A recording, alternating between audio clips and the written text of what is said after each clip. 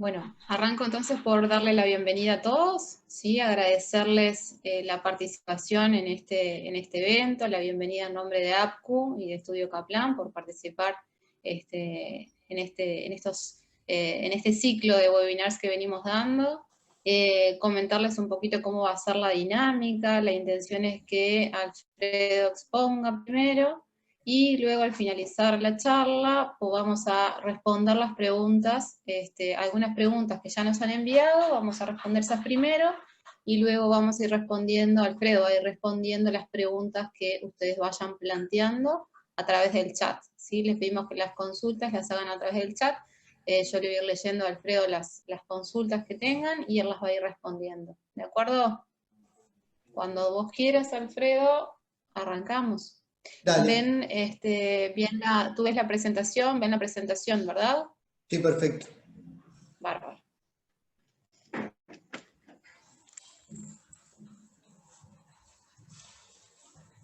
Bueno, buenos días a todos. Como dijo Sabrina, en nombre de APCU y del Estudio Kaplan, es un gusto recibirlos y poder hacer esta segunda charla de vivienda promovida. Digo segunda porque la primera la hicimos unos minutos antes que saliera el decreto, luego salió el decreto y al par de días salió la reglamentación, en la cual se ajustaron algunos detalles y nos pareció oportuno hacer esta segunda charla ya con las novedades, decreto y reglamentación ya aprobada.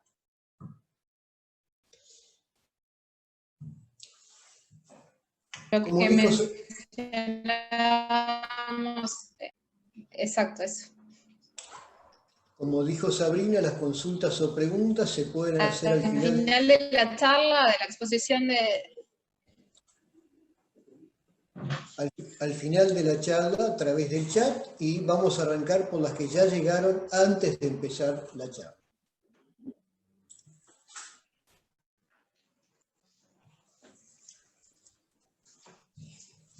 De alguna forma, este decreto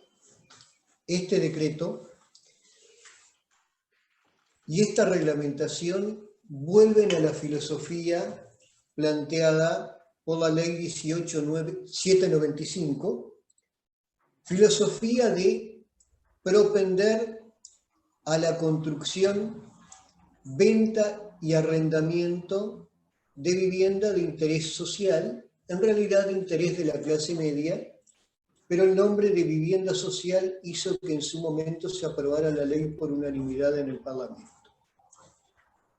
Vale la pena señalar que es vivienda de interés social, pero es de clase media hacia arriba y no es de clase media hacia abajo.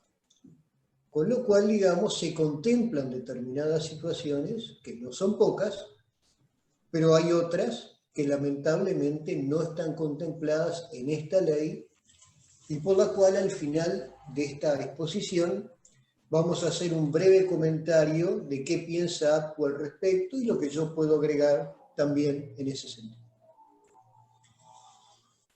Hasta el 1 de marzo del 2020 había una situación de una caída en los proyectos presentados, habían llegado a bajar hasta la tercera parte de lo que era antes del 2014, precisamente por los topes de precio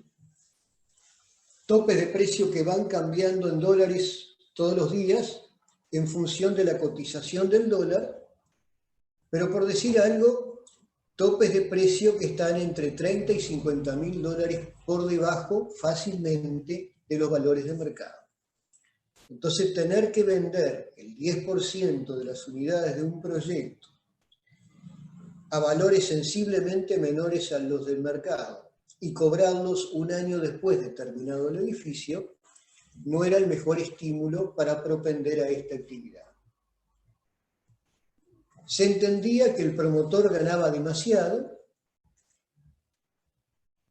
Curiosamente, la Agencia Nacional de Viviendas recibía los balances de todos los promotores. Nunca hubo la publicitación de los resultados de los mismos consolidándolos, aunque sea, digamos, en una matriz Excel, para poder decir, bueno, los promotores ganaban tanto. Por otro lado está el costo de la exoneración tributaria. Son viviendas con un tratamiento muy similar, precisamente fue un estímulo que cambió el mapa de Montevideo por un lado y de muchos departamentos del interior, construyéndose, por ejemplo, Montevideo, en zonas donde prácticamente no se había construido hace más de 30 años. Entonces uno puede decir, bueno, el costo de la devolución del IVA costos de construcción, del no pago del IVA ventas, del no pago del IRRAE, de la exoneración a los alquileres, de la exoneración de patrimonio, de la exoneración del ITP a la primera compra, es de, por decir algo, $15.000 por unidad. Uno dice $15.000 por unidad, 10.000 unidades construidas, son $150 millones de exoneración. Y es una forma de ver los números.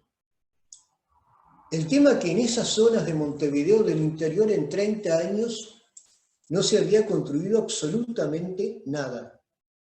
Entonces, ¿cuánto había recaudado el Estado en esos 30 años? 0. Dejó de recaudar todas esas exoneraciones, pero la empresa constructora, las barracas, los subcontratistas, los profesionales, las inmobiliarias, todos tuvieron que pagar sus impuestos. Con lo cual, yo creo que ya dejo de hablar del costo de la exoneración tributaria para decir, gracias a las BIS se recaudó más que lo que se recaudaba antes, más allá de dar empleo, de generar inversiones, de pagar aportes unificados a la construcción altísimos. Pero bueno, ese era el escenario hasta el 1 de marzo del 2020, una baja sensible en los proyectos presentados a partir del año 2014. Seguimos un poco más.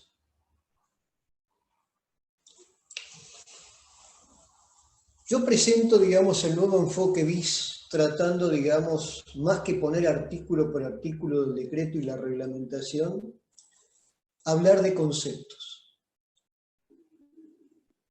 En Montevideo se modifican las zonas, se pasa de 4 zonas a 3. Vamos a ver un mapa acto seguido. Área código 1 era la ex zona azul y violeta, es la zona amarilla actualmente, es donde se han hecho la mayor parte de las construcciones de vivienda social. Zona 2 escapa, digamos, a la zona amarilla, está más en las afueras de Montevideo, tiene las mismas exoneraciones que la zona 1, nueva, y la zona de la costa, que está con el color celeste, es la nueva zona 3, en la cual solamente se pueden hacer refacciones, están topeados los precios de venta, están topeados los alquileres, es una zona que prácticamente no se la ha estimulado para nada, porque no es el objetivo, digamos, de la ley de vivienda de interés social. Esto es Montevideo, en el interior no se puede hacer vivienda de interés social en los balnearios. Con lo cual, se trataba de llegar a una capa de gente que no era la compradora de la costa montevideana ni de los principales balnearios del Uruguay.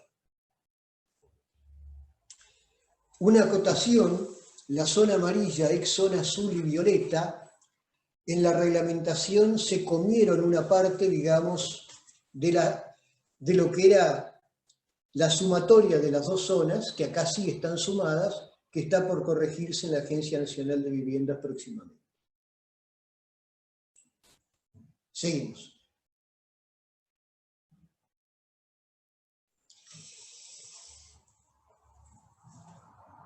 Eliminación de topes de precio de venta en Montevideo e interior. Queda sin efecto el tope de precios para la zona amarilla y roja de Montevideo que vimos ayer. El área identificada con el código 3, zona costera, zona azul, no sufre modificaciones y tiene sus unidades topeadas de precio de venta.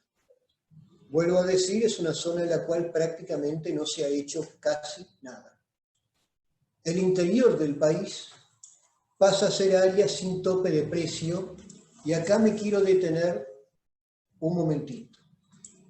2011, ley 18795, salió un decreto por el cual Montevideo estaba sin tope de precio y el interior sí estaba topeado y se experimentó. Se experimentó, digamos, luego se pusieron topes de precio en Montevideo, 2 sistemas, primero 25% de unidades topeadas a inversores, pero se le podía vender al inversor que uno quisiera, y luego 10% de unidades topeadas al Ministerio de Vivienda a los precios aproximados de $66.000 y $82.000, 1 y 2 dormitorios, con los cuales arranqué la situación el 1 de marzo. Y eso provocó el desaliento mayor. Pero nueva situación, solamente tope de precio en la zona costera, zona azul. Todo el resto de Montevideo y el interior sin topes de precio. De alguna forma, los precios los fija el mercado.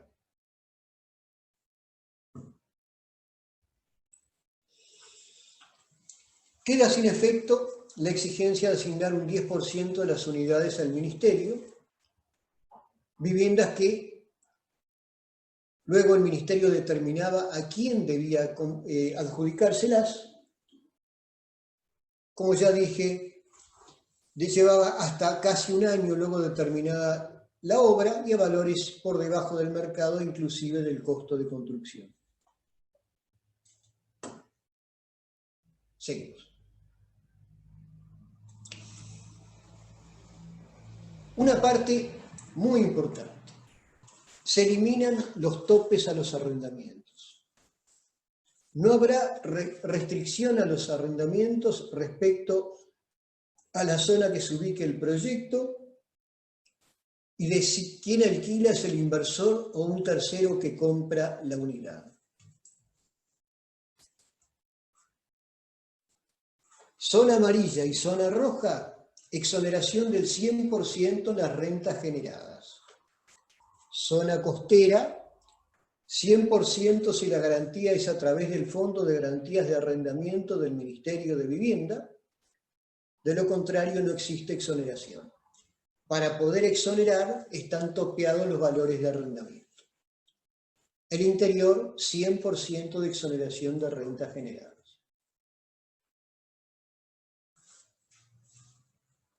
Seguimos. 2 temas muy importantes. Hasta este nuevo decreto, uno tenía la obligación de que el 50% de las unidades como mínimo en un proyecto de vivienda de interés social debían ser unidades de 2 o más dormitorios. Se eliminan todas esas restricciones y uno puede hacer la combinación de unidades que desee. Se agregan como promovidos los monoambientes que antes eran no promovidos y no pueden superar el 25% del total de las viviendas promovidas. Por decir algo, hago 40 apartamentos, los puedo hacer con la tipología que desee, como máximo 10 pueden ser monoambientes. Seguimos. Y acá hay un tema muy importante. Bueno, ¿qué pasa con los proyectos ya presentados antes? Las posibilidades de ampararse al nuevo régimen son las siguientes. Primero, si tengo un proyecto en marcha, puedo presentarlo para las viviendas que no hayan sido enajenadas o sobre las cuales no se pueda haber firmado compromiso o promesa de compraventa. Ahora, estoy haciendo el proyecto, de ejemplo, de 40 unidades. ¿Qué soluciono con este tema? dejo de tener topeadas 4 unidades que tenía topeadas de precio. B, para las unidades que no firmé compromisos, los adquirentes van a tener las ventajas de tener un régimen más benigno de IRPF o de IRAE o de IRNR en arrendamientos, de acuerdo al 100% de exoneración. Segundo tema,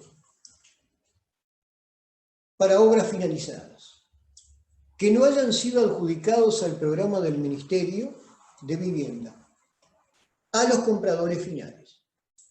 Yo terminé el edificio y todavía no me dijeron que el comprador final es el señor A, B, C y D, entonces estoy en condiciones de cambiarme de régimen siempre y cuando no cuenten con el final de la obra de la CAIDIS.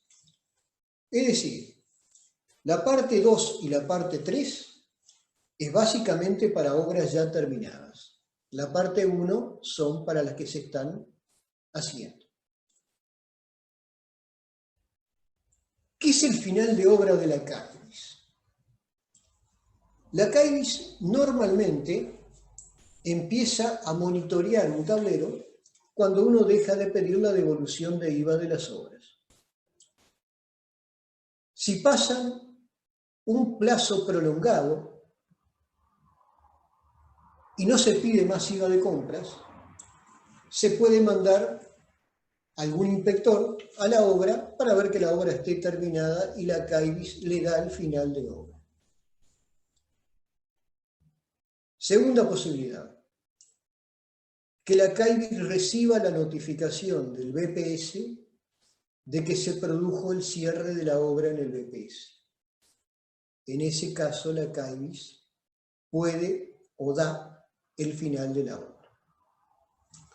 Entonces, tema importante, proyectos ya empezados, recién empezados, a medio proceso, bueno, tienen la opción de no quedarse en una situación no competitiva con los nuevos, amparándose al nuevo régimen. Ya hay un formulario especial. Hicimos esta semana la consulta para presentar los primeros, nos dijeron que esperáramos una semanita más, que están ajustando algún detalle final, pero ya se puede ir armando toda la documentación notarial y la presentación de la nota en el formulario para la semana que viene poder presentarlos. No hay un plazo para presentarlos, pero mi sugerencia es a la brevedad. Seguimos un poco más.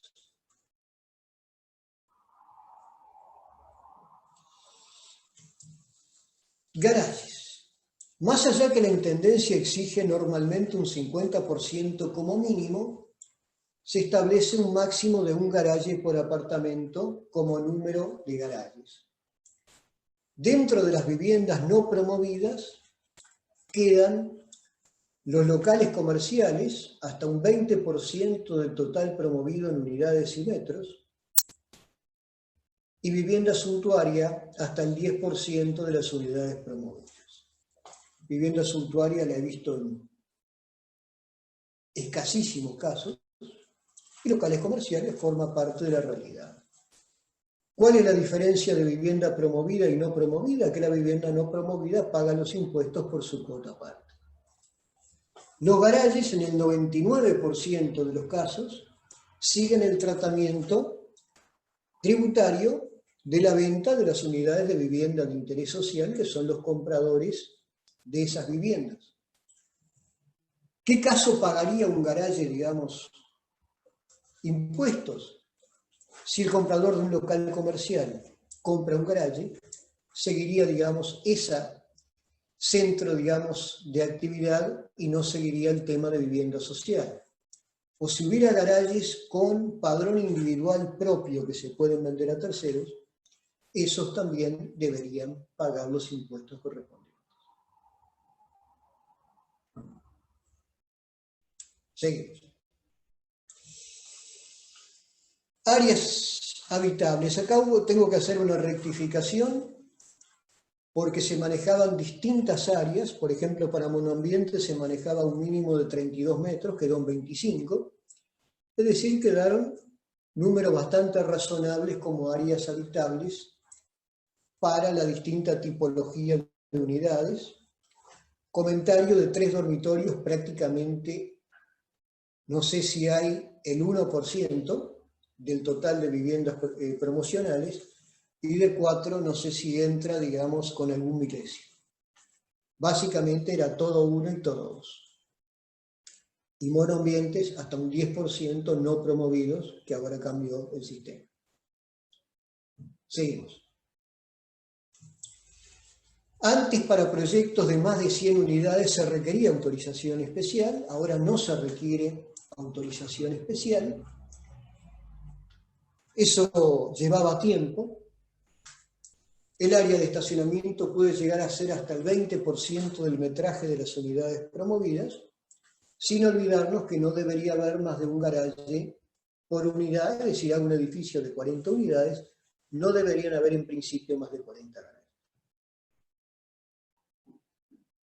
Seguimos.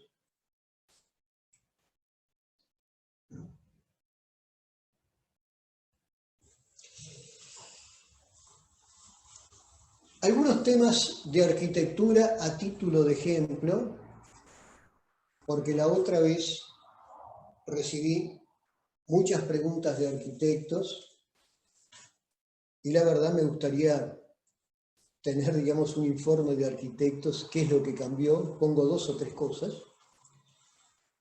No es necesaria la previsión de instalación para paneles solares, que era antes. Se reduce la exigencia sobre durabilidad de pintura exterior de 5 a 3 años. Y esto es importante, complejos de 20 unidades más en régimen de propiedad horizontal deberán incluir como mínimo un espacio libre de uso común para la construcción de un salón o de un sitio recreativo no menor a 35 metros. Acá me anticipo algunas preguntas. Primera pregunta. ¿Son metros cubiertos o metros sin cobertura de techo? No lo dice la reglamentación. Segundo tema, ¿qué se puede poner en ese espacio libre de uso común? Bueno, un salón o un sitio recreativo puede dejar paso a la imaginación de qué cosas agregarle según valor agregado que le quiera generar uno a un edificio. Seguimos.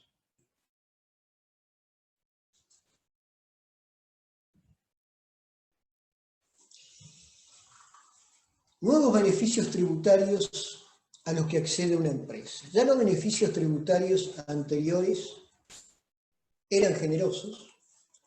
Por ejemplo, la exoneración de patrimonio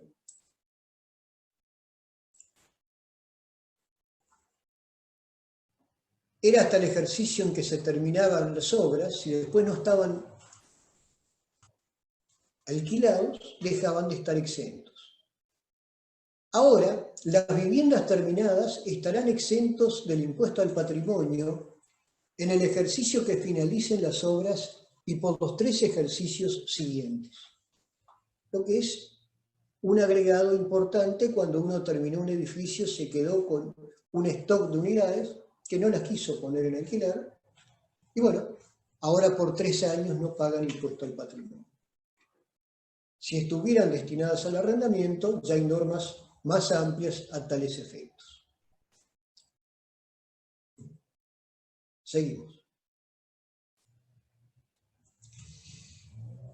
Exoneración del IVA a la primera enajenación de viviendas y devolución del IVA incluido en las adquisiciones en plaza de bienes y servicios destinados a integrar el costo directo de las obras. Y acá viene la novedad. Se admite la devolución del IVA de facturas por aquellos bienes y servicios incorporados hasta 2 años luego de cerrado la obra. Antes, cuando se cerraba la obra, no se aceptaba más la devolución de IVA. Se hace mediante certificados de crédito de DGI por procedimientos iguales que los que se aplican a exportadores para pagarle al propio proveedor o para pagarle al propio BPS. Seguimos. Las viviendas promovidas se pueden alquilar primero y luego venderse, y en la medida que sea antes de los 9 años, el inversor tiene los beneficios por ambas actividades. Estos ya estaban. También pueden gozar de los beneficios tributarios quienes compren viviendas promovidas, siguen el mismo plazo anterior y no importa las veces que hayan cambiado de propietario. Seguimos. Y bueno, y acá entramos a algunos temas. Mayo del 2020, coronavirus, situación cambiaria, situación de empleo, las distintas perillas que maneja el presidente, inversión, economía, trabajo. ¿Quiénes van a ser los compradores de este producto? Si uno analiza hacia atrás, el mercado se dividía en dos compradores. Pequeños o medianos inversores que querían comprar un valor seguro, que era el ladrillo, que les daba un alquiler, que les daba una tasa de interés superior a la que les daban sin duda los intereses bancarios. La otra mitad, o la otra porción, eran compradores finales que compraban para su uso propio. Muchos de ellos, a través de financiación bancaria, otros de ellos con fondos propios o familiares. Pensado básicamente en el tema de dar tranquilidad a los que compren endeudándose, se me ocurre en algún tipo de situación, pensada básicamente para proyectos futuros. Ya hemos estado hablando con algunos bancos de que el préstamo a través de la ley 16760 al promotor no sea en dólares, se instrumenta en retiros en UI para que el promotor pueda trasladarle esa parte de financiación en UI al comprador final y el comprador final pueda comprar pagando una cuota aparte del precio, pequeña, 20-30% en dólares, y el otro 70% en UI, y salir del sobresalto, además de la situación del coronavirus, de la situación de empleo, de la situación del dólar, de cuál va a ser, digamos, la cotización del dólar el día que tenga que justificar los ingresos al banco y luego pagar las cuotas.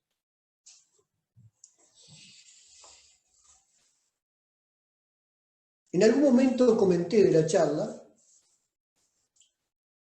qué sucede con los sectores con menores ingresos de la población que no llegan a los deciles a los cuales está dirigido el tema de la ley de vivienda de interés social.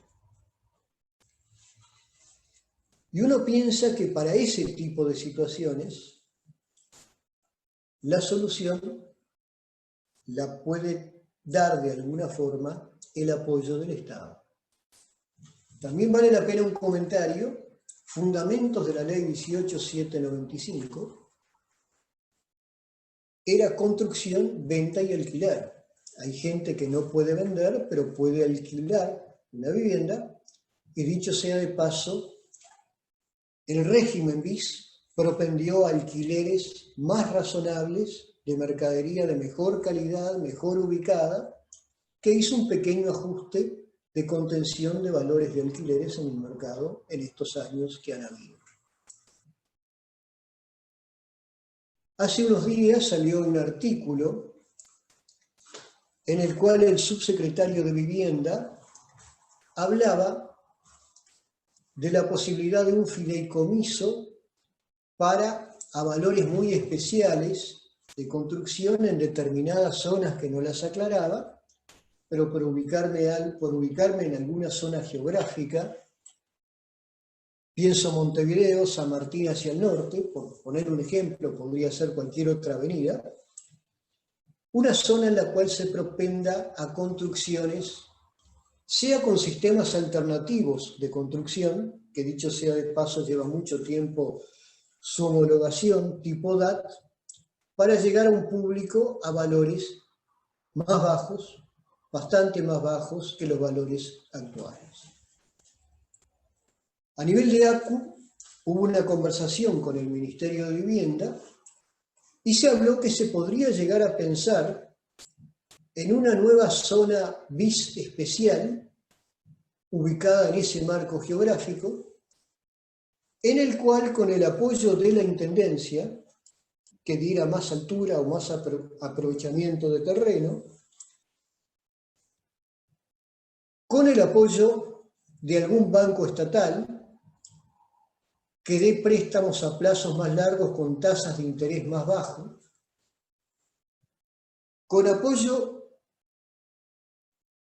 del Ministerio de Vivienda y de la Agencia en terminaciones y metrajes más escasos, se pueda llegar a un producto que se acerque a esos deciles de la población. Quedó el Ministerio de Vivienda de poner algún coordinador para trabajar con ACU en empezar a pensar en este tipo de situaciones. Paso al punto R. Megaproyectos. La otra vez cuando dimos la charla de BIS, terminó la charla y salió el decreto. La reglamentación demoró un poco más. En este caso empezamos a preparar la charla esta de vivienda social con ACU el jueves pasado, y en el fin de semana salió el decreto de megaproyectos, en el cual vale la pena el comentario. Próximo miércoles 13, 11:30 horas, los vamos a convocar para una charla específica sobre el tema megaproyecto. Pero bueno, de la misma forma que se apoyaron a la vivienda de interés social, se entiende por el gobierno de que el sector construcción genera inversión, genera empleo, genera trabajo, y como estimuló a las BIS, sale un paquete de medidas de estímulo a megaproyectos. Simplemente para comentar algunas, se bajó el monto para calificar a un megaproyecto, quedó en 60 millones de WI, que son poco más de 6 millones de dólares. Bajó el porcentaje de amenities a un 10%, una cifra mucho más razonable, especialmente en proyectos en Montevideo. Se agregó al tema megaproyectos desarrollos de tipo urbano, loteos, etc. Más plazos para poder ejecutar las obras. Se ratifica en el decreto la exoneración de impuesto al patrimonio, no solo para la obra, sino para el terreno. Antes hablaba del inmueble, que para mí era muy claro. Luego la Comap empezó a pensar que era para obra civil y no para el terreno, pero ahora quedó totalmente subsanado. Antes se permitía aprovechar de la exoneración importante que se daba de rentas para los proyectos.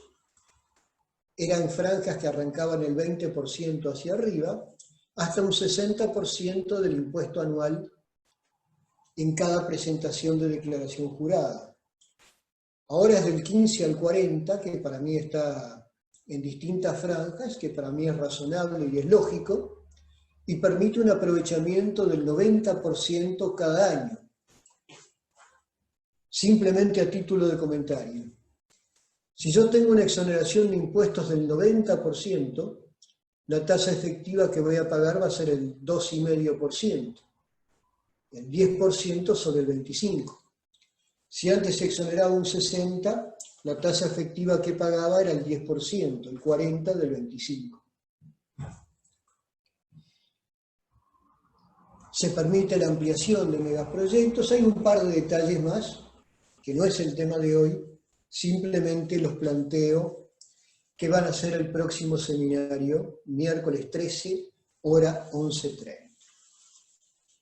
Y finalmente, siguiendo con el abecedario, la letra S, estímulos a los que no son bis ni megaproyectos. APCU le está planteando al Ministerio de Economía, hay muchos promotores con obras de 2.000, 2.500 metros, que no llegan a los 5.000, 5.500 metros para hacer un megaproyecto, que quedan en una situación que no tiene los beneficios de ser bis, que no tienen los beneficios de ser megaproyectos. Entonces se ha planteado una serie de estímulos, más modestos, pero estímulos al fin, para que no queden en una situación de poca competitividad.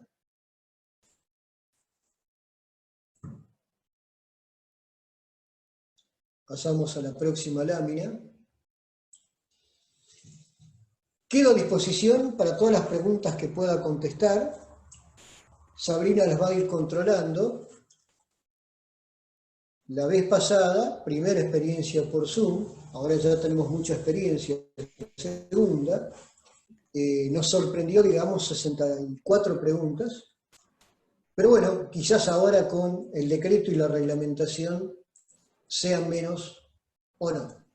Pero con gusto empezaremos a contestar una por una.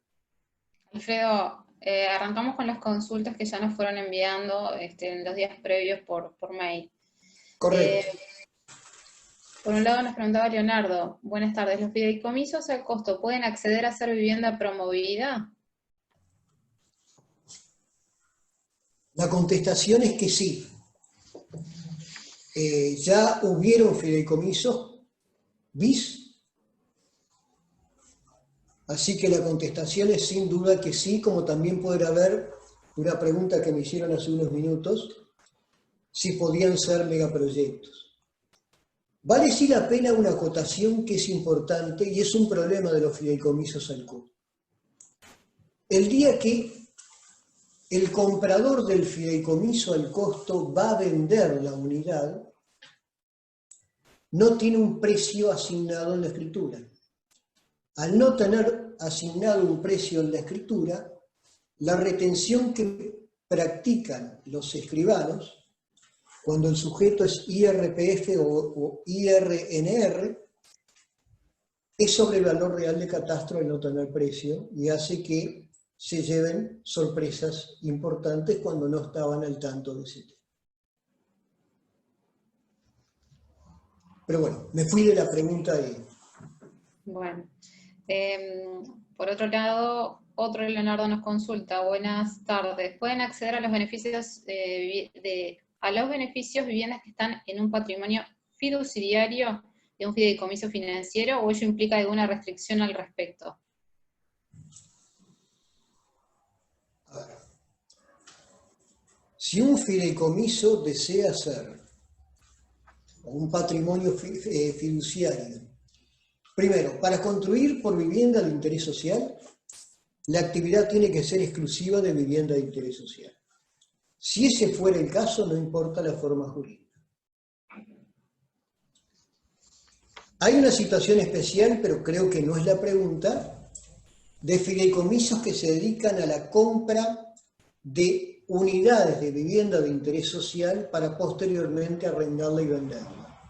Pero excede, digamos, a esta situación planteada de que cumplir determinadas condicionantes, cotizar en bolsa, suscribir el capital en bolsa, tener las unidades por lo menos 2 años en el patrimonio, digamos, después de terminado el edificio, para poder venderlas sin pagar el IRAI correspondiente. Después nos consultaban qué diferencias en beneficios tributarios hay entre BIS y proyectos de gran dimensión económica.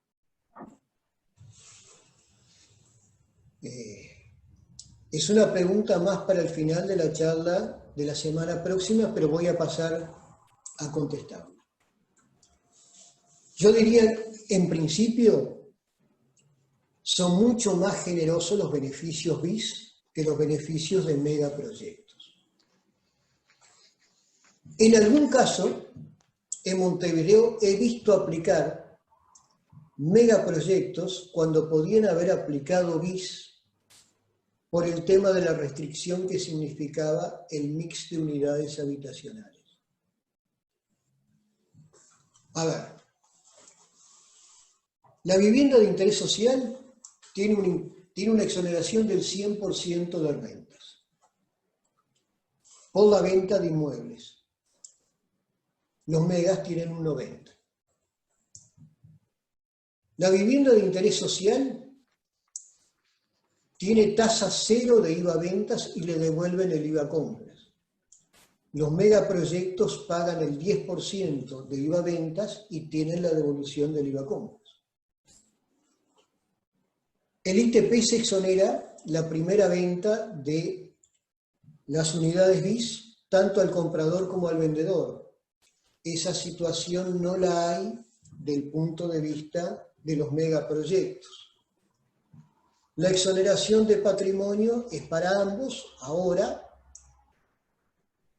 arrendamientos 100% en IRPF, salvo en la zona de la costa de Montevideo, 90% en los megaproyectos.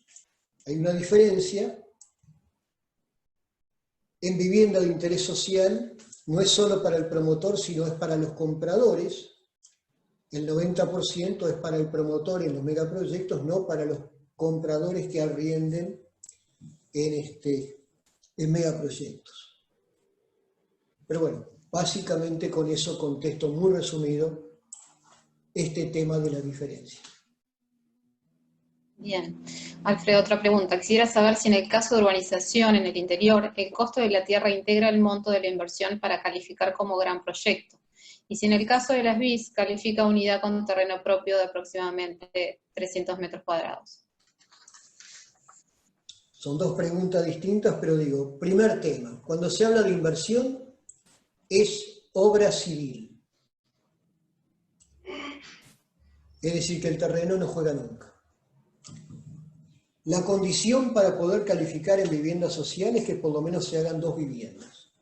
Entonces, si en un terreno, 300 metros, haces 2 o más viviendas, podés calificar en vivienda de interés social. Bueno, paso ahora sí a las consultas que nos están llegando por el chat. Arranco por las que nos hicieron primero, ¿sí? Dale. ¿Cómo opera la posibilidad de arrendamiento previo a la venta? ¿Cuál es el beneficio para la sociedad? ¿Se dispone de la evaluación del stock de vivienda disponible en el mercado ya construidas? Yo te diría lo siguiente. En primer lugar, por lo menos mi práctica es que es muy difícil poder alquilar algo en general y en vivienda de interés social antes de entregarlo. Segundo tema, para el impuesto al patrimonio, la obra está exenta mientras construís, así que no veo que tengas ninguna ventaja de ese tipo, salvo que se me esté escapando algo de la pregunta. Paso a la siguiente, Alfredo. Dale. ¿La exoneración de IRPF y IRNR pasa a ser el 100% en todas las zonas? ¿Qué pasa con las propiedades ya terminadas y alquiladas?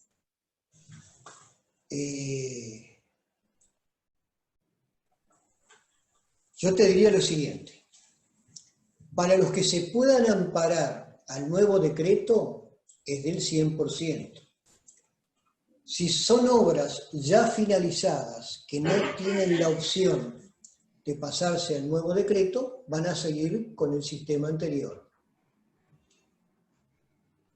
Para una obra en construcción, tengo la mitad con compromisos firmados y la mitad sin compromisos firmados.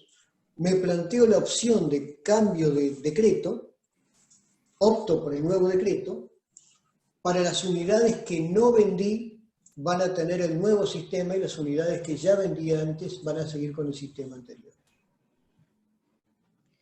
Voy a la siguiente, de Mauricio. ¿Qué pasa con los sistemas constructivos no tradicionales, tipo wood frame? ¿El DAT sigue vigente? Totalmente, totalmente, y si uno escucha al subsecretario de Vivienda, cuando hablaba de ese fideicomiso, la idea es estimular que se presenten más sistemas de ese tipo. Tiene las mismas exoneraciones que la construcción tradicional. Bien. Ahora, Jorge, consulta. Si bien no es el tema de la charla de hoy, ¿qué tipo de estímulos se plantearon para las obras de 2.500 metros cuadrados? ¿Qué chance de que salga alguno de estos estímulos B?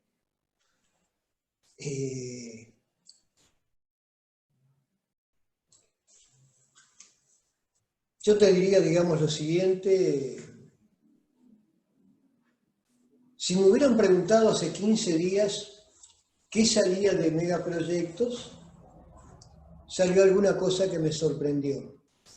Porque, digamos, APCU presentó un abanico de aspiraciones, lo que no significa, digamos, que le dieron todas, le dieron algunas, le dieron otras que no pidió y otras no se las dieron.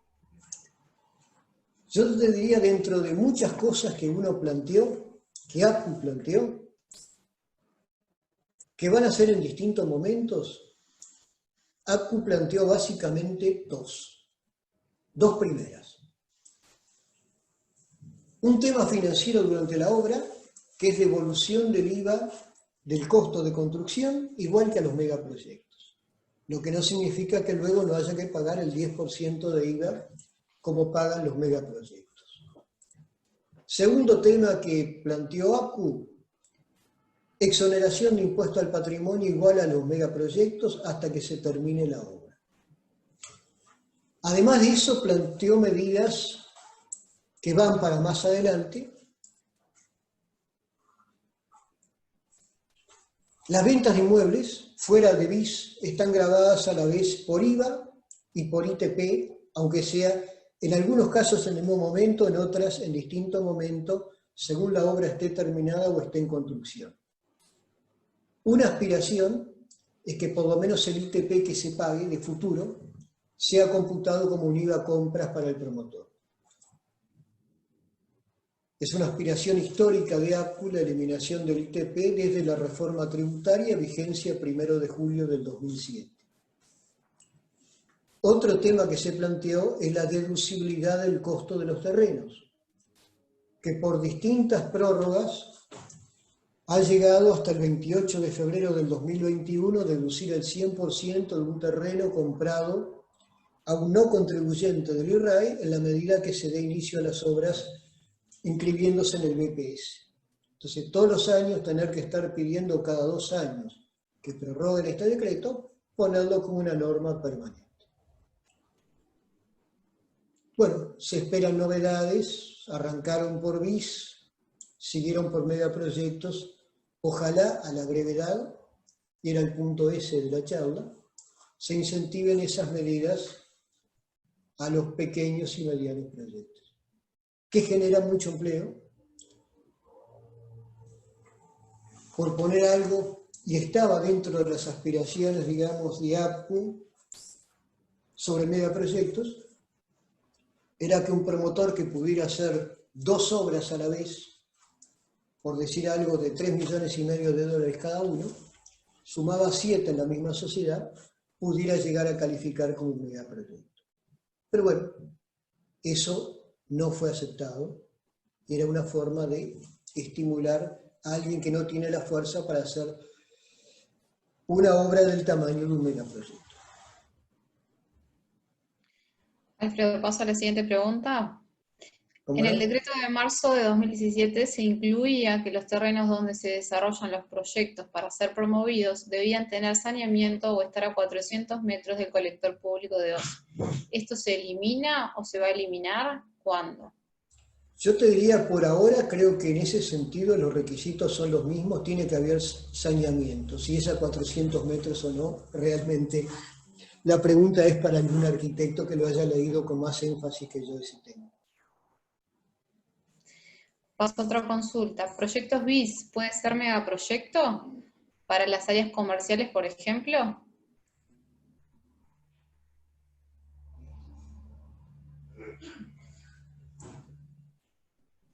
Yo te diría lo siguiente.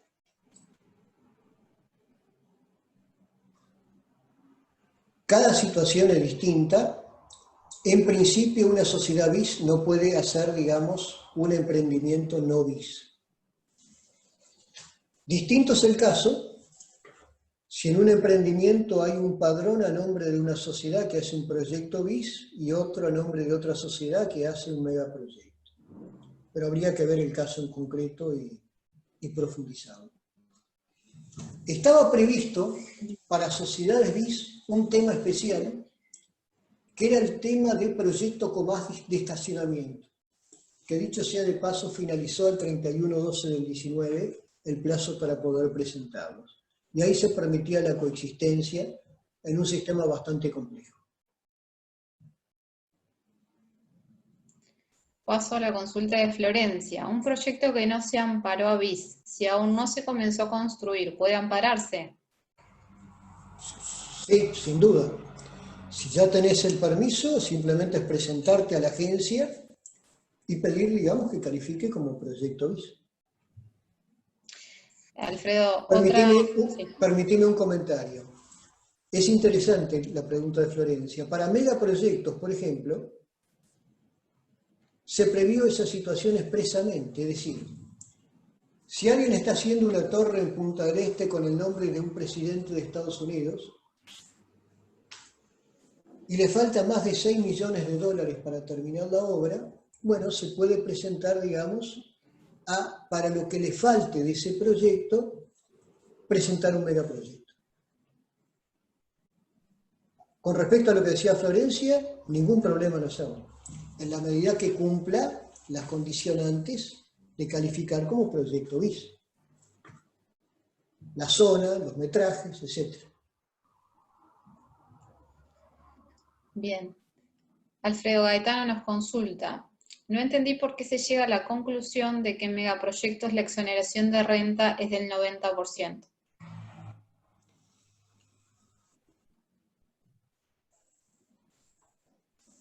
Voy a poner un ejemplo para que se me entienda. Una inversión de 10 millones de dólares califica con un 15% de exoneración tributaria para rentas. 1,5 millones de dólares que los puede aplicar hasta 4 años después de terminado el edificio cuando obtenga renta fiscal. ¿Cómo los puede aplicar? De acuerdo a otro artículo del decreto del megaproyecto, que el IRAE que te da cada año, podés aplicar el 90% a esa exoneración de 1,5 millones hasta agotarlo. Por decir algo, un año me da 400.000 dólares de IRAE, aplico 360.000 a cuenta del impuesto y pago 40.000. Al año siguiente me da 300, pago 30 y computo 270. Y así sucesivamente por tractos sucesivos. Bien. Bueno, llegamos hasta ahí con las consultas, Alfredo. Bueno, simplemente un gusto recibirlos. Ya anticipamos algunas preguntas de megaproyectos. Perdón, Alfredo, a ver, Javier nos está haciendo una consulta más. Si puede ser, Javier, plantea por favor tu consulta a través del chat. Lo mismo Matías Casanova, que nos envió una consulta ayer. Te pido, Matías, si por favor puedes reiterarla por el chat, porque no quedó clara en el mail. Sebastián nos pregunta, entonces, ¿no se deroga el decreto 434 del 2017 y en las localidades donde no hay saneamiento siguen sin poder recibir inversiones con los beneficios BIS? Yo escuché que se iban a derogar los decretos que frenaron la inversión, entre ellos el 434. Sinceramente tendría que leer con más detalle el tema del saneamiento. A mí me parece que quedó casi igual, pero no lo puedo asegurar. Bien. Es simplemente cuestión de leer el nuevo decreto en ese punto y compararlo con el anterior. Javier nos pregunta, ¿es posible exonerar las rentas en megaproyecto? A ver. Exonerar las rentas en megaproyectos. Me gustaría, digamos, tú exonerás hasta el 90% de las rentas, es decir, voy a contestarlo distinto. Tal como está redactado en megaproyectos, yo en las sociedades BIS tengo que tener el derecho exclusivo a hacer como objeto un proyecto BIS. Eso no sucede en los megaproyectos. Entonces, si en los megaproyectos, yo además de tener el megaproyecto tengo otra actividad X, Z, bueno, podría llegar a exonerar parte de la renta de esa actividad con el megaproyecto. Lo voy a hacer, digamos, un ejemplo distinto. Proyectos Comap. Un señor tiene una cadena de tiendas o de zapaterías. Decide hacer unas oficinas para alquilar. Con la exoneración de rentas que tiene ese proyecto presentado a la misma sociedad, lo usa para la sociedad más allá del proyecto puntual.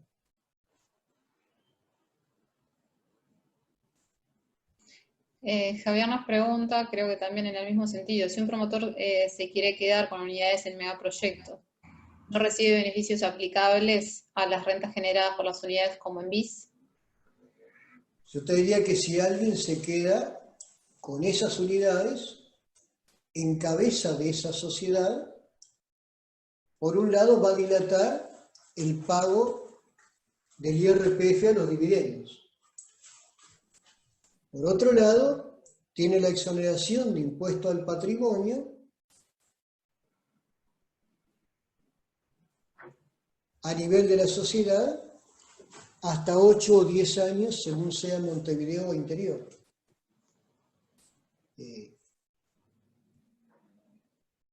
Dejemos Bien. alguna pregunta para megaproyectos. Bien.